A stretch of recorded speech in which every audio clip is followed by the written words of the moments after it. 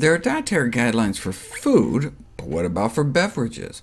A beverage guidance panel was assembled to provide guidance on the relative health and nutritional benefits and risks of various beverage categories.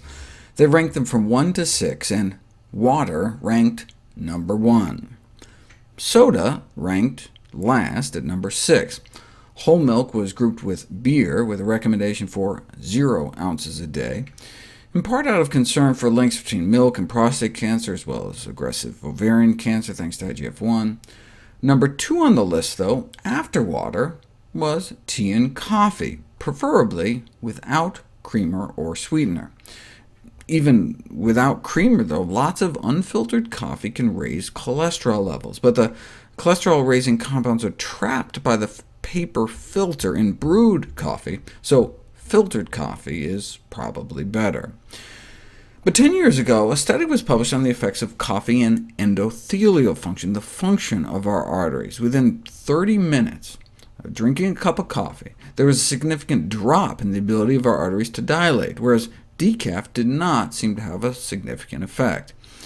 This was the first study to demonstrate an acute unfavorable effect on arterial function for caffeinated coffee. But 1 cup of decaf didn't seem to affect performance, and 2 cups of decaf appeared to have a beneficial effect. So maybe it's a battle between caffeine and antioxidants. Something in caffeinated coffee appears to be hurting arterial function, whereas something in decaf appears to be helping, maybe the antioxidants. It's like the story with red wine. De-alcoholized red wine significantly improves arterial function. So there's grape components trying to help, but the presence of alcohol counteracts and erases the benefit. Drinking really high antioxidant coffee by preparing it Greek style, for example, where you actually drink some of the grounds, may actually offer an advantage. That something in caffeinated coffee that appears to hurt, though, may not be the caffeine. In a randomized, double-blind, placebo-controlled crossover study, researchers found that caffeine alone, about 2.5 cups of coffee worth, significantly improved arterial function in both people without and with heart disease. See, coffee contains more than 1,000 different components other than caffeine, many of which are also removed by the decaffeination process. So there must be something else in the coffee bean that's causing the problem. In fact, caffeine may even enhance the repair of the fragile inner lining of our arteries by enhancing the migration of endothelial progenitor cells, the stem cells that patch up potholes in our artery walls, one could say. But how might we get the potential benefit of caffeine without the risky compounds in caffeinated coffee? Tea consumption enhances artery function, substantial beneficial effects from both green tea and black tea.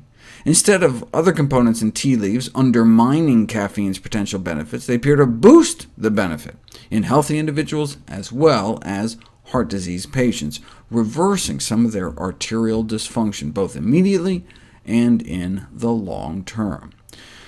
Now, all the measurements in this and the other studies were done on the brachial artery, the main artery in the arm, just because it's easier to get to.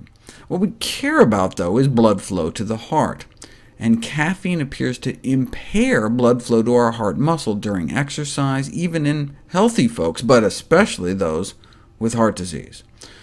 Thankfully, caffeine in tea form appears to have the opposite effect, significantly improving coronary blood flow, suggesting that tea consumption has a beneficial effect on coronary circulation, though the addition of milk may undermine the protective effects.